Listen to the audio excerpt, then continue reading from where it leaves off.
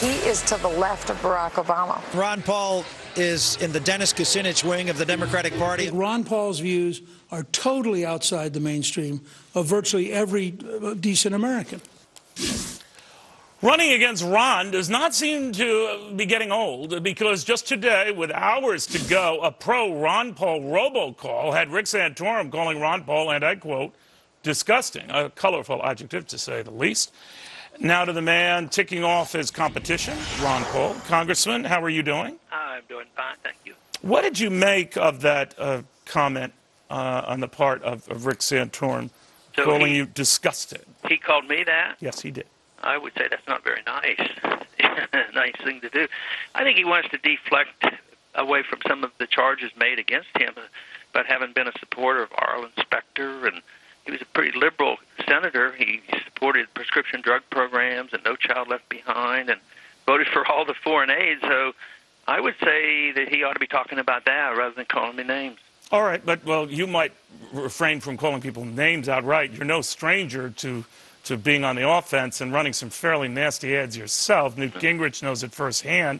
When I had the pleasure of being in Iowa for the debates, and you and I were chatting back then, I mean, your ads were everywhere and targeting everyone. Aren't you part of the same process? I think we're all engaged in it, and it's probably the bad part of politics, but I work real hard at using the evidence of if people are flip-floppers, I think they should be pointed out, like I'm talking right now about Santorum's voting record, and why he supported people like Specter and No Child Left Behind. Do you think, Congressman, that this is part of a concerted effort to, because there are so many conservatives in the race, that they're dividing things up, that they might even deny you an outright win tonight? It's way too early to tell, I understand.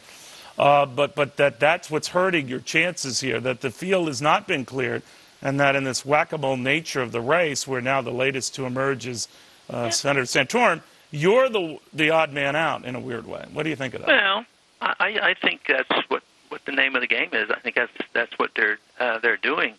But to call me and label me a certain way because I believe in the Constitution, the very principle. Nobody tells me I'm not a principled voter and that I'm not a strict constitutionalist. So every time they say something very negative about me, I say, they don't have a whole lot of respect for somebody that sticks to the Constitution. They never charge me and say, Ron, why did you do that? Because you have violated the Constitution. They just decide my efforts to stick to the Constitution, all of a sudden they don't like it. Things like on the money issue and the war issues and civil liberty issues, there's so much going on where our freedoms are being attacked, and I want to defend the Fourth Amendment. I want to defend the Fifth Amendment, the Ninth and Tenth Amendment. They won't talk about that principle.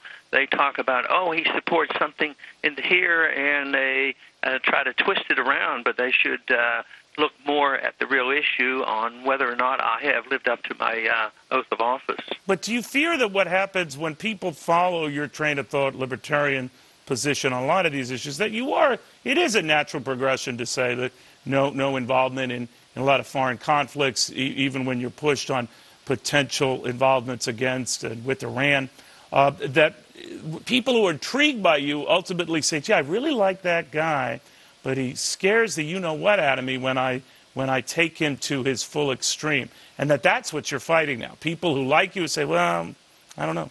Well, I think that's how they like to portray it, but I would say exactly the opposite.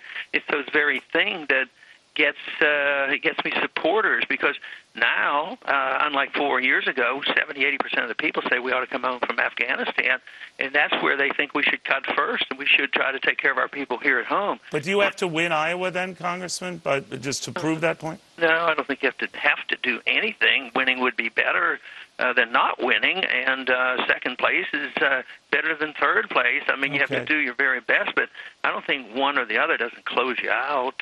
All right. You've had a tough road here, Congressman. Be well. Continued good health. Thank you very much. Thank you.